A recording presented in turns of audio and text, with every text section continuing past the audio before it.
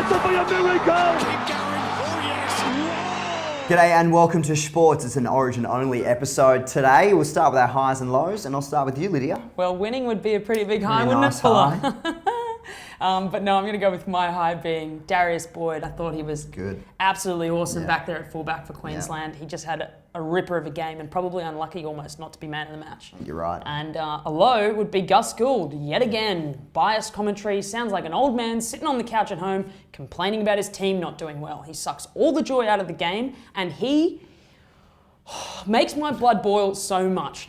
I'll move on, so then you're about to pop. What about you? Well, that's going to be hard to top.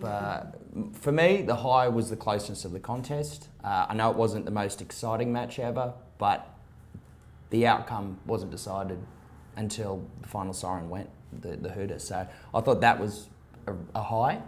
Low, the reaction to Dylan Walker's performance. The guy was on for 8.5 minutes, one hit up, one drop ball. Give the kid a break, come on. What are you supposed to do in a game like that in your Origin debut? Yeah.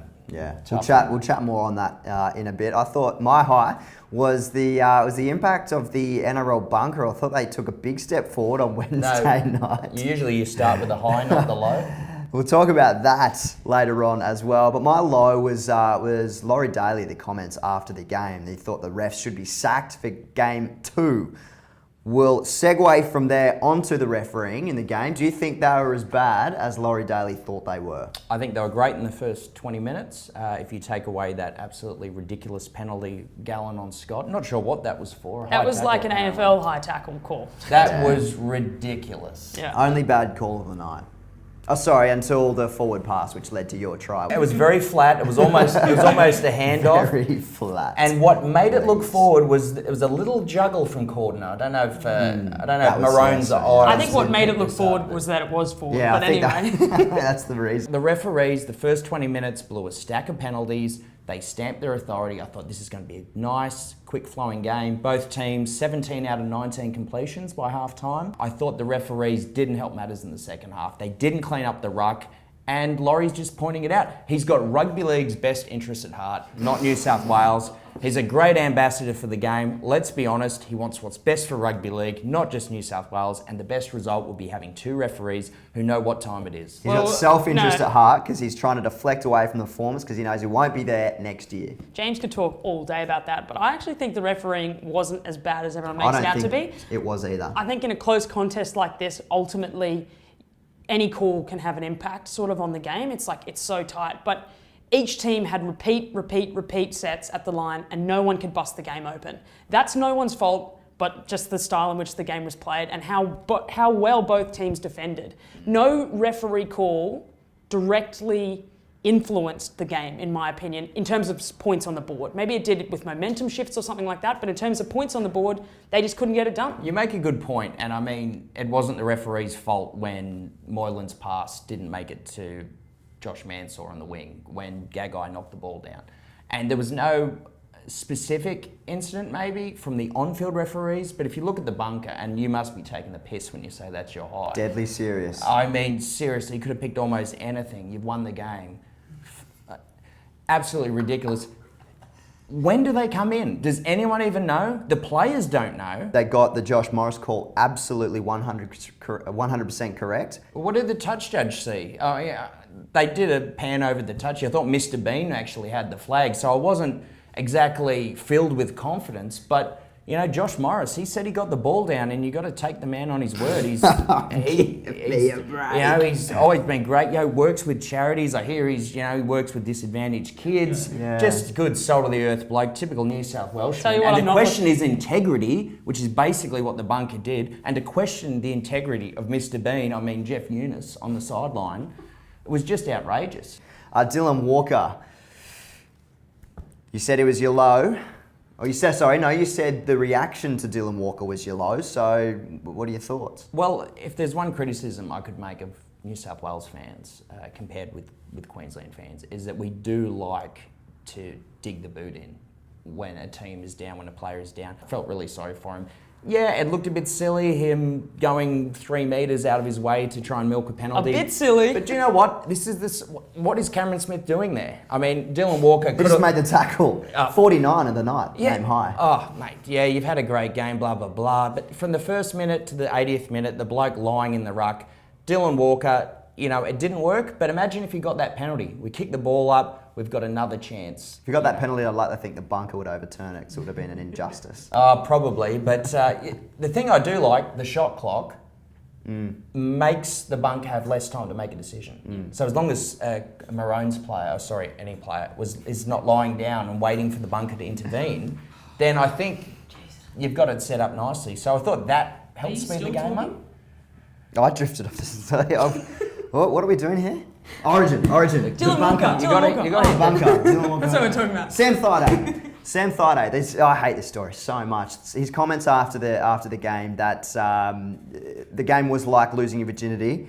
It wasn't nice, but you got there in the end. Now, there's some comments saying that this is offensive to women. Lydia, as a woman, was this offensive? This is a non-story and a non-issue. It's not Chris Gale saying, "Don't blush, baby." I mean, I thought that was a bit... Yeah, that's was a bit... I was like, pushing boundaries. maybe don't do that When live did on Chris TV. Chris Gale develop an Indian accent? I don't do accents very well. Sue me. Sounds like he works at the Quickie Mart. That's racist. Very racist, sorry. He's just calling it as he sees it, and it's probably an apt description. It wasn't the most thrilling game ever, and he just spoke accordingly, in my opinion. I think he came across smug.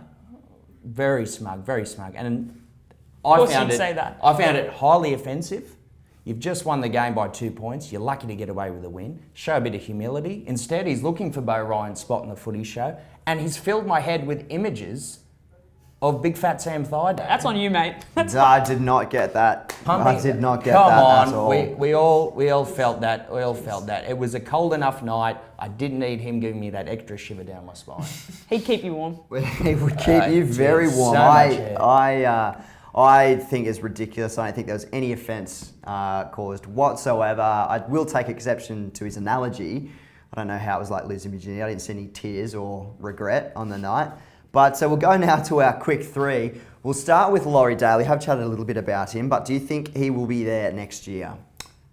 Well, when you win 2-1, it's pretty hard to drop the coach. So Kevy Walters will be there next year. What about Laurie Daly? This is it's probably one of the worst questions we could ever come up with. To me, it's the results. So yes, I think that's a yes. Look, he obviously is going to cop a bit of flack, I think, from people about those comments and things like that. But if anything, it's shifted focus away from his players and stuff and onto the refs. So maybe it was a masterstroke. I think he will be there because who else have they got? It's true. I don't think he'll be there. I think Ricky Stewart, you should be updating that resume. Selection changes, you've got one each for game 2. I'll start with you, Lydia. Queensland white change a winning formula. Bunch of Jets. They're going to carve it up there at Suncorp in 3 weeks' time. Can't wait. And New South Wales, I'll just probably jump on the media bandwagon and drop Dylan Walker. He's had a trial by media and he's going to go. Keep him in, I say. Well, it's lucky we don't listen to Derek's like you, Lydia, because that is complete rubbish. Thanks, mate. Yeah, and Go on then, Wayne Bennett. What are you going to do? Bryce Cartwright in for Greg Bird. There, I said it. Keep Dylan Walker? Well, you've given me one change. So, So there you go, Dylan. You're saved. I will drop Aiden Guerra for Jacob Lilliman. But otherwise, I think most of the Queenslanders had a pretty good game. What about Nate Miles? He only got about 6.5 minutes, I think, all up. You'd persist with him again? Yeah, I think so. You know, hasn't made a line break in 4 years. Maybe we should drop him. Where do you get Fun these fact, stats I'm from? telling you. I watch every Nate Miles game. Yeah, I was about to say. Someone who hates him, Right. you're pretty obsessed. But his forehead has actually made 2 line breaks in that same period. His head's too big, so that Moss should be a penalty. Finally, have New South Wales blown their chance at winning this year? They've given up a significant advantage by losing game 1, but I don't have to think back too far to one of the great New South Wales series wins of all time. We gave up Yeah, it game would have been, 1. what, the last couple of years? I remember 90, well, it's happened several times. Nine- I'll go- 19? No, I'll go back, 2005 we gave up, but that was at Suncorp. You had Joey Jones. I'm going back to 94. Like, where to Sydney 94. football. Well, because I don't know if you guys... Because I you don't know if have to they go were even back that born. far. Mark Coyne scored the great try. Queensland won the game. Everyone thought New South Wales had fluffed their opportunity. They came out and smashed Queensland in the next 2 games. It's set up for one of the great State of Origin stories. We've got this 2-1 in the bag. You heard it here first. Wow, I am going to completely disagree with that. I thought New South Wales missed a golden opportunity down there at ANZ, where historically Queensland lose more often than they win. So now we go to Suncorp, sold out, full house, mad Queensland fans, and we're going to flog you. We're going to beat you easy, and it's going to be 2-0, and then who cares about Game 3? Yeah, it's true. It was do or die Wednesday night. Queensland can't win a decider down at ANZ, and New South Wales will not win at Suncorp in, however, 2.5 weeks' time. We'll leave it there. Let us know your thoughts on Twitter, on Facebook, on any social medium that you choose. Thanks very much for joining us. We'll see you next time.